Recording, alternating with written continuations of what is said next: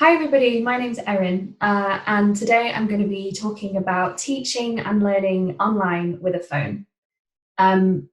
I was thrust into online learning and teaching last year, as many people were, and in my context, most of my learners only had a phone. So this session is going to be all about my experience, my personal journey, the highs and the lows of teaching and learning with a phone, and I will offer some tried and tested tips as well. Okay, so this workshop today will cover several topics. Um, we're going to be talking about tailoring your approach, whether that's from classroom to online or online to phone, which will involve some learner training and classroom management, of course. I'll also offer some suggestions on lesson planning, but mostly on the shape of your lesson on a phone. I'll offer my top tips as well. And then I will finish by moving on to bringing the phones back into the classroom.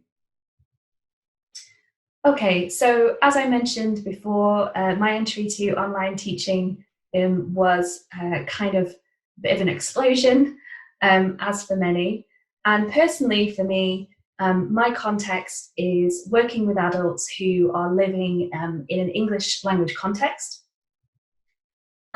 They all work really, really hard, but are often on low incomes, doing long shifts, and they don't necessarily have access to laptops, financially speaking. And because of this, they tend to be less confident in their digital skills. Perhaps with a lot of jobs, we are used to, or also being in higher education and formal schooling, people are used to using computers and they have that skill set. But for my students, that wasn't necessarily the case. My employer's chosen platform at the beginning of this journey for me, which started last March, was Teams. And this, as a Microsoft suite, as part of that, was totally alien to my learners. So that was my position. Okay, so I want to start with tailoring our approach. And of course, we need to do this to meet the needs of our learners. So this may come as common sense, or maybe not, but I think it's important to use the same device as your learners. As I said, my learners were probably 95% using their phones. And so although I did have a laptop at the same time as my phone, I was never solely using my laptop. I was always using my phone so that I could be on the same page as my learners. And of course, as it says here, to get to know the layout of the apps from their perspective. And what I mean by this is that if we take Teams as an example, but there are many other apps, if you look at the laptop version, the icons, for example, are all down the left side of the screen. But if you're using a phone, it looks completely different. So I had to avoid explaining or showing how to use the app when I was training my learners remotely on how to use how to operate in their online lessons. And I had to focus on the phone perspective, especially thinking about the icons at the bottom. Again, with tailoring your approach, as I said with the layout, it's starting with the basics. One really important thing was to help my learners change the language on their mobile phones from their language to English. And that was to aid navigation. If I was troubleshooting something with them, where to find something or how to operate, I needed the icons all to be in the same language. And of course, that taught them some vocabulary. And to do this, I prepared lots of image guides of how-tos by taking really basic but important and vital screenshots like this one. We all know from our online experiences that the mute button can cause the most problems, just a small thing, but can cause a lot of problems. And this was an effective way of helping my students understand that they were in control of their sound. Okay, so of course, with tailoring your approach, you need to make connections. And I mean this in more ways than one.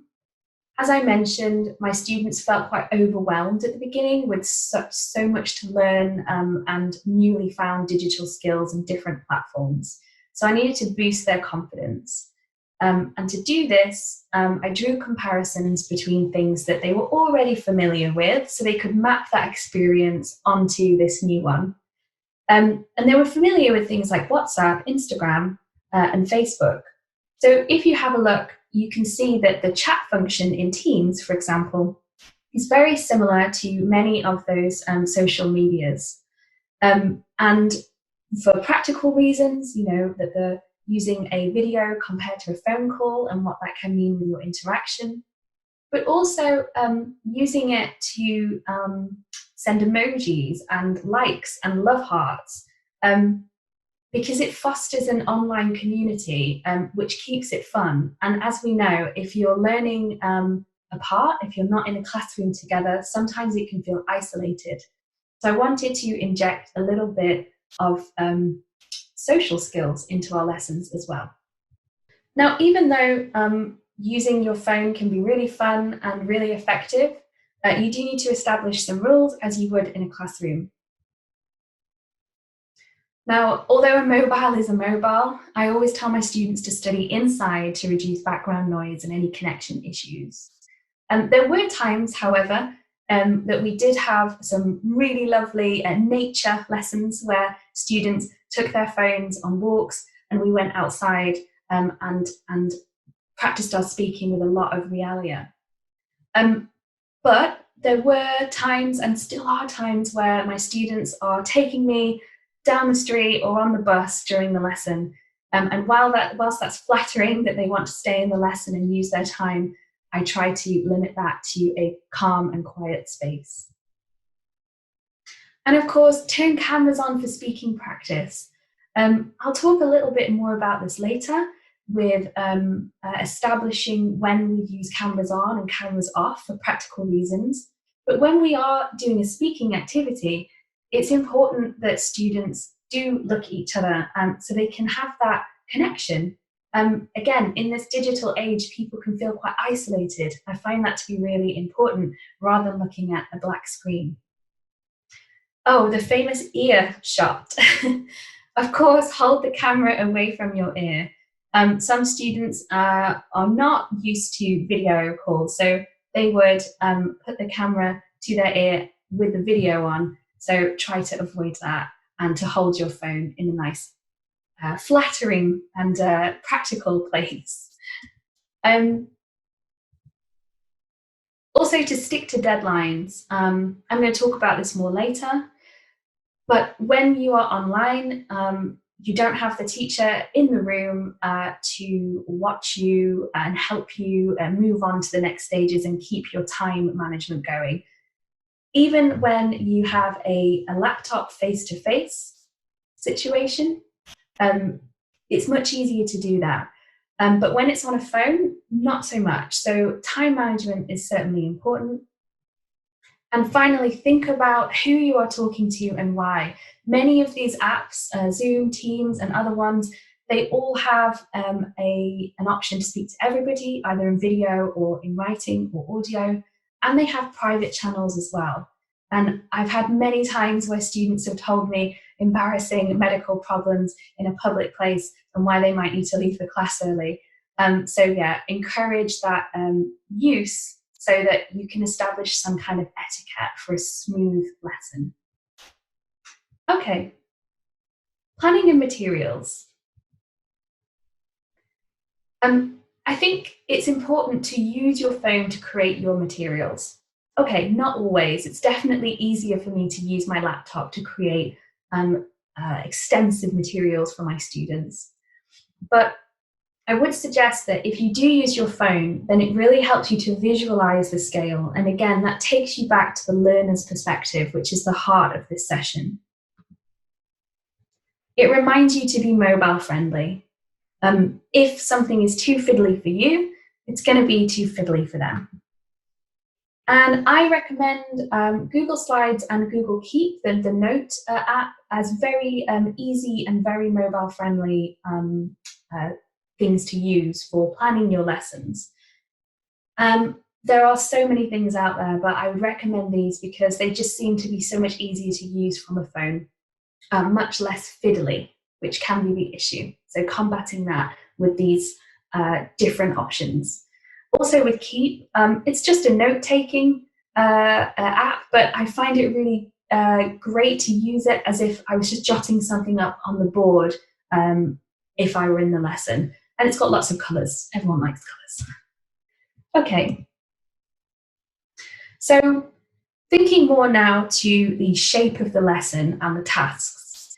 So online phone lessons are going to tend to be less camera on teaching and more asynchronous. This is because we don't have enough hands to hold the camera, operate the lesson, do the activities, and whether you are teacher or learner, it's just not practical. So time away from the camera, cameras off, is essential for learning.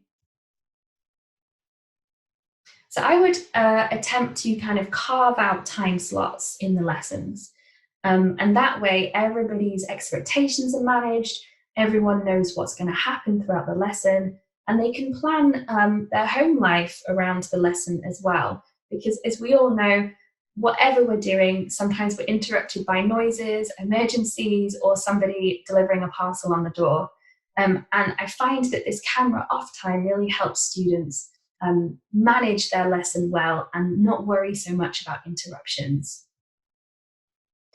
And that gives everybody breathing space. And again, when we're in a digital interactive situation, sometimes we need that. It can be very overstimulative and we can get quite exhausted. So I think this is a great way of establishing that peace that we need. Okay, so a recommended lesson shape would look a little bit like this. Now, I have deviated from this, and of course I mix it up, but this is a tried and tested method that I could recommend for you. I'm going to talk about each of these stages in a little bit more detail, but as you can see, we start with a warmer. As with any class, we would start with a light-hearted greeting, and just to check in and get a register going, really, to start the lesson. And I would often use things like poll features as an icebreaker or to get the students geared up for what's going to happen in the lesson. Teams has a nice poll feature that displays really well on a phone. And as you can see, this lesson, we were chatting or about to chat about punctuation and the problems it may cause. Also, of course, photos and videos are excellent ways to start any lesson, and that's no different on a phone. At the start of the year, I wanted to greet people with a really celebratory video in this case, and we went on to discuss that. And also using Kahoot.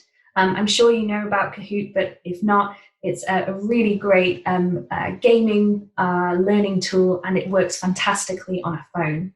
So all of these light-hearted ways to begin are great ways to start the lesson with a bit of pizzazz, but also we're not on camera. So if people are coming in late, I can monitor that and I can assess what's going on before we go into our independent study phase.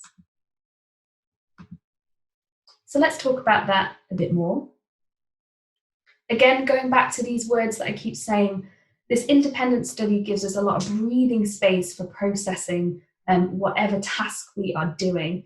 So this is off camera, and students will be working on a task, perhaps reading, listening, preparing for speaking, or even an initial writing. However I want to go about my lesson, I can use this time to get students thinking on their own peacefully and producing things.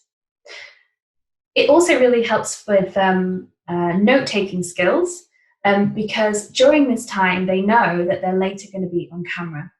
And they know that when they're on camera, it will be really difficult for them to read materials and also speak face-to-face and have that interaction. So it's time for them to make notes and get prepared, which is a really important academic and professional skill, of course. And it gives them that increased autonomy and responsibility because they know they have to get everything together to bring something to the table when they are on the call. And I really feel that this boosts their motivation as well as their productivity. It enables me to monitor them as well.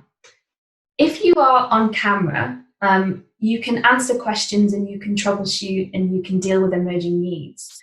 But it can sometimes be a bit hectic.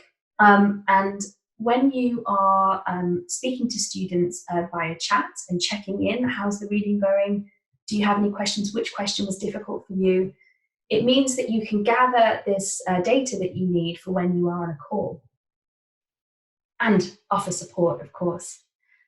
And if you have this support on hand and this ability to be able to see what's going on behind the scenes, if you like, you can tweak your materials before you go on the call in real time to meet their needs. And it kind of works like a flipped classroom, not exactly, but because during the class they are doing the preparation.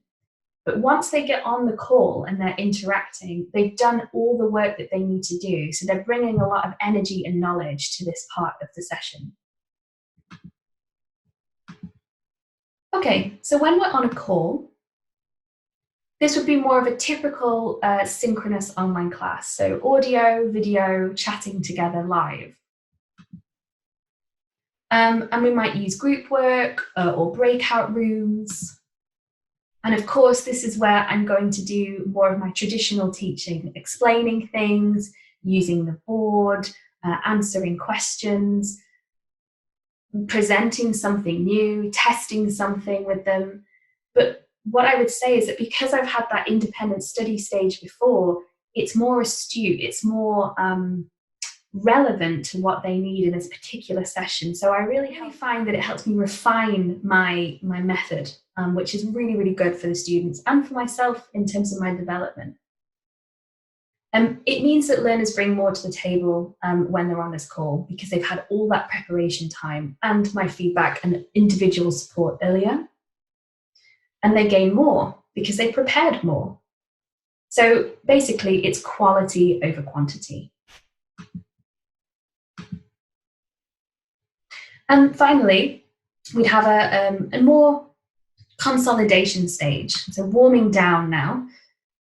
This might be independent work again, or perhaps pair work, as two students together on chat might collaborate for something. And learners tend to be ready for this quiet study time or quiet collaboration after a call. So I really find that it's a kind of welcome change of pace for them. And this is why I recommend this lesson shape in terms of their energy. And for me as a teacher, it's a great way of harvesting any kind of data or evidence from their writing or their speaking examples or any tests that I've given them. With speaking samples, it's great because they can use the voice note option. And they find that really easy to use because they're so used to WhatsApp. So this is a great way of getting speaking samples, which teachers often complain is harder to do when you're in a classroom together. And it's easy for me to differentiate because I can offer tailored instant feedback when it's coming through on a chat. And again, this is really difficult to do if I'm on camera in a big group online. And it means that I can push my learners and support those ones who need a bit more help. Okay, so asynchronous lesson advantages, just to sum up this section, would be that there's more planning on processing time. There's more learner responsibility and maybe peer teaching as well, because I'm just out of reach, which means there's an extra stage to ask for my support. They know I'm there and I will support them, but they have to rely on their own resources. Whereas when they can see you on camera or when you're in a classroom together, they will instantly ask you, usually, rather than going through the motions themselves. And as we know, we learn by doing. So this kind of boosts critical thinking, really, and lateral thinking, which makes them stronger learners in general. And they get more writing and quality speaking practice as well. More writing because they're spending more time note-taking, preparing, also sending messages to different people. And when they are speaking, it's a higher quality experience because they've got that input rather than just going through the motions or simply just communicative speaking in class. And as I've mentioned, there's more time and space for effective monitoring from me. I can give individual support and I can tweak in real time. And finally, it's less video call stress. We all get overwhelmed sometimes, even if we don't realize it, when we're on camera, we're talking, we're multitasking. So that means more energy for everybody. Okay, my top tips. These are the important ones. Okay, so tasks take longer online. No way of avoiding that. So I would advise you to expect less and to do fewer tasks, okay? By doing this, you are eliminating the possibility, not completely, but you're reducing the possibility of technical issues as well. Each time you transition to a new task, there's a chance somebody will drop off the call, have a connection issue, or get lost in cyberspace. So this is something that I really recommend. Okay, tip 2 is that digital is not enough. Sometimes when we're locked into our phone or deep into a call, we kind of forget that it's really important to bring a pen and paper and use your notebooks as you might do in the classroom. And again, because learners can't use their camera and flip through materials with ease whilst maintaining genuine interaction, this is important to remind them to take notes. This could be in independent study time, but also on the call. And I don't know about you, but I always have students who come to face-to-face class without a pen or paper. So this is something that's even more important to remind them of when you're not in the same room. And don't forget, note-taking is a skill. You want to keep pushing that with them. Tip 3. So I would advise to embrace silence. If you are a newly qualified teacher, this idea might terrify you, that to have any awkward silences in your lesson.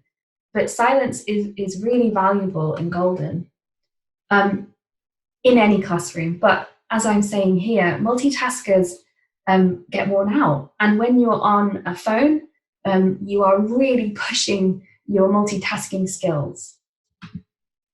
So even if you're on the call and you're live and everyone has cameras on, sometimes you want to give students 5 minutes of silent further preparation. Maybe you've clarified something and you want them to write an example or maybe copy from what you're sharing, or maybe just to take it in, or maybe thinking time for the next activity with a spontaneous question that you might ask. So it's important to remember that silence is not eerie and spooky, but that it's peaceful and it's often necessary for maintaining a level of processing in the class and achieving things. Okay, tip 4, change your settings. You may know this already, but it's something for you and your learners. The endless chats and posts, and they create endless notifications. And I feel that this can be exhausting in our social lives as well as our professional lives. And when you're using your phone, the two kind of mix. So students may be using their phone to study, but receiving lots of messages from friends at the same time. So I would advise them and you to regulate the pings and noises and pop-ups that you have, because this will reduce your stress. Okay, I want to move away from simply online on a phone now, and I want to think about using your phones back into the classroom. In my experience in the last year or so, I have gone from teaching fully face-to-face to teaching fully online to a blended learning situation. And these are with the students that I'm talking about, the same students who usually only have access to a phone. It took them a long time to build the skills up to be comfortable in class, and there was a lot of trial and error. So I want to maintain those skills in the classroom. And when we went back to blended learning, we couldn't interact in the same way. We needed physical space between us. And I'd say that phones can bring you closer in the sense that you can use the board in the classroom with a projector, and you can use phones as you would normally for students writing anything on the board, any kind of board games, or any kind of collaborative writing or sending pictures. You could use the channel that you might use for Teams, for example, and you could build something together. Even though you're far away in space, you can be together on the screen. And of course, you can play lots of games, again, like Kahoot. So really, it's important to keep those skills alive. So much time and energy was spent on learning how to use these things in really different ways to normal.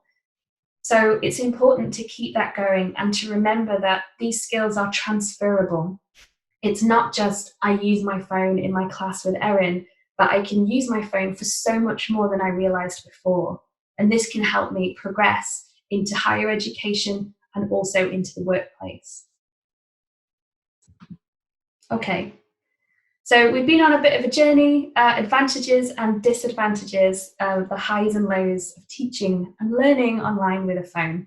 I didn't pretend that it was perfect, but I hope I've got some pros and cons for you. So let's start with the advantages. Okay, so again, more user-friendly, especially for those who are sometimes scared of using computers with all these different possibilities. If they've never used one in school, they've never used one at work, it can be a really overwhelming experience. And it's not just about skills, it's about what is available to people as well.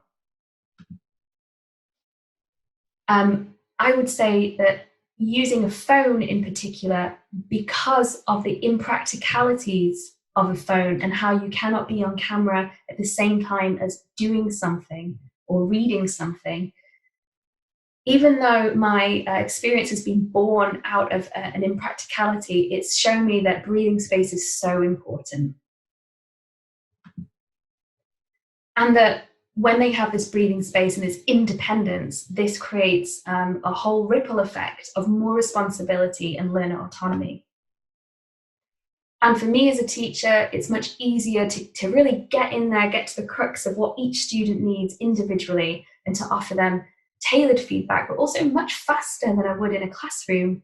And it's also recorded, so I can always go back, search for the student's name, and I can see every interaction we've had.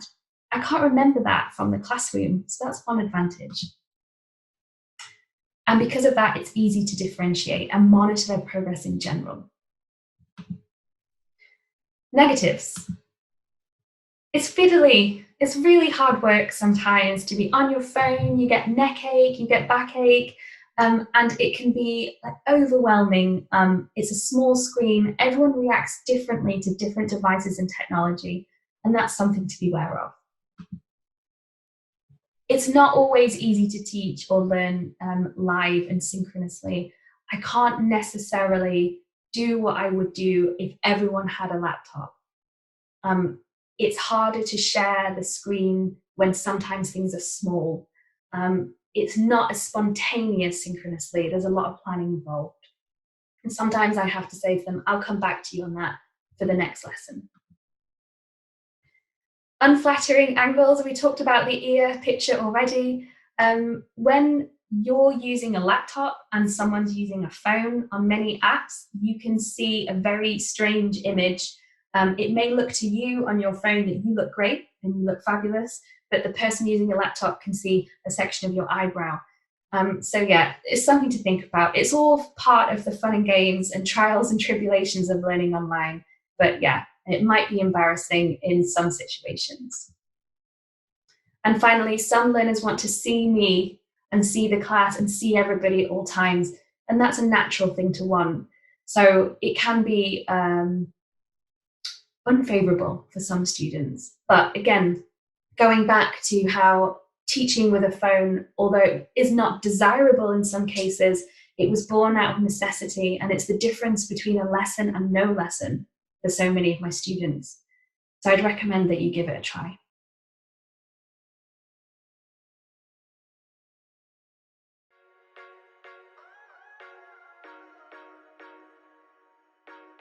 So everybody associates phones with speaking, but you can teach any aspect of English on a phone. I have taught pronunciation, reading, writing, listening, grammar, everything. It's all available to you. You just have to adapt some of your tried and tested techniques on a different scale and maybe simplify it a little bit, because on a phone it can tend to be overwhelming if there's too much content.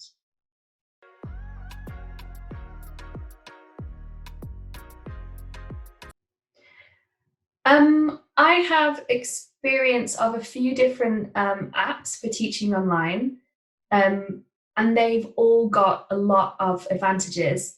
I would say if you are comfortable using the Microsoft Suite, as most teachers are, Teams is the best for teaching because it's so easy to store what you're using and then to share. So if you both have the app, you can keep a catalogue of all of your materials, which is great for students in terms of revision, and you can always pull it up. It's always automatically there for you. I'd say Teams is the easiest to use for that reason. Basically, any app that you use and you get used to becomes like second nature to you. It could be, it's the same as switching from an Android phone to an iPhone. In the beginning, it feels completely alien. Once you get used to it, it becomes second nature. I've kind of straddled both of those with Google and with Teams, and then of course with Zoom and Ring Central as well. And they've all got lots of different possibilities. But I'd say as a teacher, Teams comes most naturally to me because it has that ability to store everything. And Google Classroom has that too, but I feel that it sometimes isn't as visually similar to what I would have in the workplace.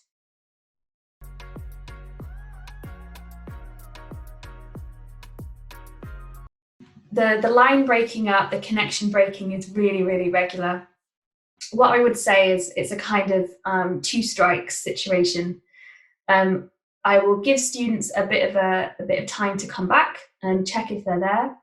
If they are kind of disturbing a call that maybe has a few students in it or a larger class, I will just send them a message and say, I've taken you out of the call, but I'm going to bring you back in a minute. Let's just see if your connection changes. Because I think if you've got that relationship with students, they know that you're not penalizing them in any way. They're not in trouble. There's nothing wrong with having internet connection issues. But it's important for the good of the class that you kind of minimize that distraction. And then again, you can in that case, you could put the students into a breakout room and give them a quick task where you quickly troubleshoot with the student, give them a call, test the line, bring them back in. If it's still not working, you just, I'd say leave them out of the lesson, or say that they can come in with the sound off and they can listen to the lesson, and then you can go over anything that they might need later. So each case is individual. I think if you establish some kind of rules, and again, I mentioned establishing rules in my slides, but a more extended version of that is what happens when, and I think if you've got a really clear line of communication, no one gets offended and it can be dealt with easily and quickly.